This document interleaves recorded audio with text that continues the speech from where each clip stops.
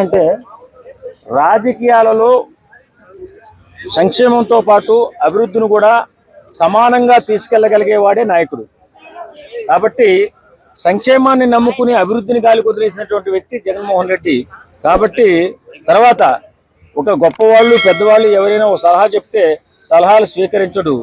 ఆయన దగ్గర ఎక్కువగా భజన చేసే వాళ్ళే ఉంటారు. కాబట్టి ఆయన పతనం కూడా ఆ రకంగానే దిగజారిపోయింది. కేవలం సంక్షేమాన్ని నమ్ముకున్నాడు, అభివృద్ధిని వదిలేశాడు, బిడ్డల భవిష్యత్తును సర్వనాశనం చేశాడు, రాష్ట్రాన్ని అధోగతి పాలు చేశాడు. కాబట్టి వేళ విజయసాయి రెడ్డి గారి లాంటి నాయకులు ఆయనకి రాజకీయ భవిష్యత్తు లేదని చెప్పేస్తున్నారు. ఎందుకు చెప్తున్నారు? ఆయనకు పరిపాలన చేత కాదు, ఏదో భగవంతుడి దయ వల్ల వాళ్ళ నాన్నగారి దయ వల్ల 151 సీట్లు ప్రజలు నమ్మి ఇచ్చారు. ఆయన అద్భుత పరిపాలన చేయగలుగుతాడు, యువకుడు, యుక్త వయసులో ఉన్నాడు, పరిగెత్తి మనకి ప్రగతిని సాధిస్తాడనే ఉద్దేశంతో అందరూ కూడా ఆయన్ని నమ్మి 151 సీట్లు ఇస్తే గెలిచిన మర్నానికా నుంచి పరదాలు కట్టుకుని ప్యాలెస్లో ఉంటూ ప్రజల్ని సంక్షేమం పేరుతో భిక్షగాళ్ళగా తయారు చేసి నేను అది ఇస్తున్నాను, ఇది ఇస్తున్నాను, అది ఇస్తున్నాను, అక్కకి ఇది ఇస్తున్నాను, అమ్మకి ఇది ఇస్తున్నాను అని చెప్పి మాటలు చెప్పి సంక్షేమాన్ని వదిలి అభివృద్ధిని గాలికి వదిలేశాడు. అప్పుడు తల్లిదండ్రులు ఊహించుకున్నారు, ఏంటి మన బిడ్డల భవిష్యత్తును నాశనం చేయడానికి పుట్టినటువంటి ఒక గొడ్డ జగన్మోహన్ రెడ్డి. కాబట్టే అభివృద్ధిని వదిలేశాడు. కాబట్టి ఇతన్ని నమ్మకూడదని ప్రజలు తిరస్కరించి 11 సీట్లు పడగొట్టి వేళ రోడ్డు మీద పెట్టారు. అది ఇప్పటికీ కూడా జగన్మోహన్ రెడ్డి పెద్దవాళ్ళ మాటలు ఎవరు వింటలేదు. ఇది కరెక్ట్ కాదండి. అన్నీ సమానంగా చూసుకుంటూ అభివృద్ధిని కూడా కాంక్షించుకుంటూ ముందుకు వెళితేనే మన భవిష్యత్తు ఉంటుందని పెద్దవాళ్ళు ఎంతమంది చెప్పినా వినడు. వెనకాల ఒక 2-3 ఉన్నారు, వాళ్ళ భజనలో ఓడిపోయి మత్తులో ఓడిపోయి నేను దేవుణ్ణి అయిపోతున్నాను, దేవుణ్ణి అయిపోయానని చెప్పి ఫీలింగ్లో ఉన్నాడు తప్ప నువ్వు కూడా మనిషివే అని చెప్పి గుర్తు చేసేవాళ్ళని నేను మనిషినేంటి అనే ఆలోచనలో ఉన్నాడు తప్ప ఇప్పటికీ కూడా భజన వింటూనే ఉన్నాడు. ప్రజాక్షేమాన్ని కాంక్షించే జగన్మోహన్ రెడ్డి అయితే ఇవాళ అసెంబ్లీకి రాకుండా ఎందుకు తప్పించుకుంటాడు? అసెంబ్లీలో ఏ కార్యక్రమం జరగాలన్నా, ఏ అభివృద్ధి కార్యక్రమాలు చేయాలన్నా అభివృద్ధిలోనే అవకాశం ఉంటుంది.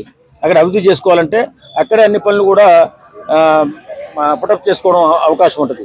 కాబట్టి నేనేమంటాను, నువ్వు రా, పోరాటం చేయి, ప్రశ్నించు, కూటమి ప్రభుత్వం చేస్తున్నటువంటి తప్పులున్నా ఒప్పులున్నా ఎత్తి చూపించు, ప్రజల పక్షాన్ని నిలబడు, అసెంబ్లీకి రా, అంతే తప్ప ఇలా తప్పించుకుని తిరిగితే ఆ కూటమి ప్రభుత్వం ఏకపక్షంగా చేసుకుని వెళ్ళిపోతే ప్రజలు అన్యాయం అయిపోతే ఎవరు బాధ్యత వహించారు? జగన్మోహన్ రెడ్డి.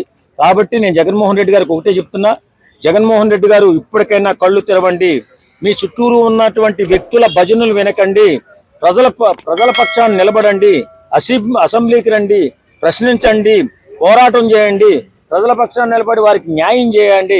అంతే తప్ప మీరు రోడ్ల మీద తిరిగి గాలి మాటలు చెప్తే గాలిలోనే వెళ్ళిపోతాయి. అసెంబ్లీలో అన్ని తీర్మానాలు అవుతాయి, అక్కడికి వచ్చి ప్రశ్నించండి తప్ప ఇలా తప్పించుకునే ప్రయత్నం చేసి రాజకీయాలలో మీరు ఒక దుర్మార్గుడుగా మిగిలిపోవద్దు. ఎందుకంటే ఇప్పటికే ప్రజలు మిమ్మల్ని కనీసం గుర్తించడం లేదు. మీరు రాజకీయాలలో ఆపోజిట్ పార్టీ ఉంటేనే అవతల వాడు కూడా పనిచేసే అవకాశం ఉంది. కాబట్టి తప్పనిసరిగా మీరు రావాలి, మీరు వచ్చి ప్రశ్నించండి, పోరాటం చేయండి. కానీ ఇవాళకి కూడా ఎంతమంది చెప్పినా ఉండట్లేదు. ఈవేళ విజయసాయి రెడ్డి గారు ఒక మాట చెప్పారు, జగన్మోహన్ రెడ్డి నువ్వు ఇలా భజనలు వింటా ఉంటే నీకు రాజకీయ భవిష్యత్తు లేదని. పెద్దవాడు, కురువృద్ధుడు విజయసాయి రెడ్డి గారు, ఆయన మాటన్నా వింటే బాగుపడతావేమో, ఒకసారి ఆలోచించు, బయటికి రా, పరదాల్లోంచి బయటికి రా, ప్యాలెస్లోంచి బయటికి రా, ఫస్ట్ ఇక్కడ జరుగుతున్నటువంటి అభివృద్ధిని చూడు, ఎక్కడైనా అవకతవకలు జరిగితే ప్రశ్నించు, పోరాటం చేయి, ప్రజల పక్షాన్ని నిలబడని చెప్పేసి కోరుకుంటున్నాం. విజయసాయి రెడ్డి ఇంతకు ముందు బాగా జగన్ కి ఫేవర్ గానే ఉన్నారు, సడన్ గా ఆయన చేంజ్ అయ్యేలా మాట్లాడటం కారణాలు ఏంటంటారు? ఆయన అవివేకమే. నేనేమంటాను, కూటమి ప్రభుత్వానికి తొత్తుగా మారారు. ఏమండి, ఎవరు తొత్తుగా మారినా మనకైతే బుర్ర ఉందిగా. అప్పుడు ఆయన అసెంబ్లీకి ఎందుకు రావట్లేదో మనకు తెలుసుగా, ఆయన ప్యాలెస్లో ఎందుకు బయటకు రావట్లేదో మనకు తెలుస్తుందిగా, మనకు కనపడుతుందిగా, మనకు వినపడుతుందిగా. నేనేవిధేయమైనా ప్రజల పక్షాన్ని నిలబడ్డవాడే నాయకుడు. అది నువ్వు అక్కడ ఉన్నటువంటి అధికారంలో ఉన్నటువంటి వాళ్ళని ప్రశ్నించు. ఇన్ని రకాల పనులు చేసుకుంటూ వెళుతున్నారు. పవన్ కళ్యాణ్ గారు ఒక పక్క నుంచి అభివృద్ధి చేస్తున్నారు. అసలు అది జరుగుతుందా లేదా? అసలు నువ్వు విశ్లేషణ, ఇప్పుడు ఆపోజిట్ మాట్లాడేవాళ్ళు లేకపోతే మాట్లాడేవాళ్ళు లేదో గాలి మాటలు మాట్లాడేది గాలిలోనే వెళ్ళిపోతుంటాయి. ఏదో చెప్తూ ఉంటాం, ఏదో ఇలా సోషల్ మీడియాలో అప్పుడప్పుడు వస్తుంటాం, చెప్తుంటాం. కానీ ఎక్కడైనా అసెంబ్లీకి వస్తేనే పనులు జరిగేది. ఆ పనుల దారికి క్వాలిటీ ఎంత ఉంది, దోపిడీ ఏమన్నా జరుగుతుందా, అక్రమంగా ఏమన్నా పోతున్నాయా అనేది తెలుసుకునే బాధ్యత ఆపోజిట్ పార్టీకి ఉంటుంది. కాబట్టి అసెంబ్లీకి వచ్చి నువ్వు పోరాటం చేయాలని చెప్పి కోరుకుంటున్నాను. అంతే తప్ప ఆయన ఏ తొత్తుగా మారిపోయినా కాలం సమాధానం చెప్తుంది కదా. కాలం అంటూ ముందుకు జరుగుతుంది కదా. జరిగినప్పుడు విజయసాయి రెడ్డి ఏంటో, అతను ఏ రకంగా పోయినసారి మాట్లాడాడో అన్నీ తెలుస్తుంది. కాబట్టి నేనేమంటానంటే ఇప్పటికైనా ప్రజల మనసులో ఉన్న మాట, జగన్మోహన్ రెడ్డి ప్రశ్నించడం లేదు, పోరాటం చేయడం లేదు, రెస్ట్ తీసుకుంటున్నాడు. 5 సంవత్సరాలు ఎలాగా ప్యాలెస్లో రెస్ట్ తీసుకున్నావు, నీకు పూర్తి రెస్ట్ ఇచ్చారు. కానీ ఇప్పటికైనా నువ్వు తెలుసుకుని మీ చుట్టుపక్కల ఉన్నటువంటి మీ భజన పరుల మాటలు వినకుండా పబ్లిక్లో రా, కష్ట నష్టాలు తెలుసుకో, మళ్ళీ ముందుకు రా. నువ్వు ముందుకు రావాలని కోరుకుంటున్నాం మేము. ఎందుకంటే ఇంకా నువ్వు యుక్త వయసులో ఉన్నావు, అద్భుతమైన ప్రగతి సాధించే అవకాశం ఉంది.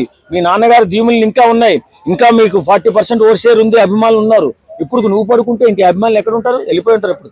కాబట్టి ఏదేమైనా నువ్వు ప్రజల పక్షాన్ని నిలబడి పోరాటం చేస్తే ఇప్పటికైనా ప్రజలకు న్యాయం జరుగుతుంది. ఎక్కడన్నా అవకతవకలు ఉంటే బయటపడతాయి, నిజం ఖచ్చితంగా బయటపడుతుంది. కాబట్టి నువ్వు రావాలని చెప్పి మనస్ఫూర్తిగా కోరుకుంటున్నాను.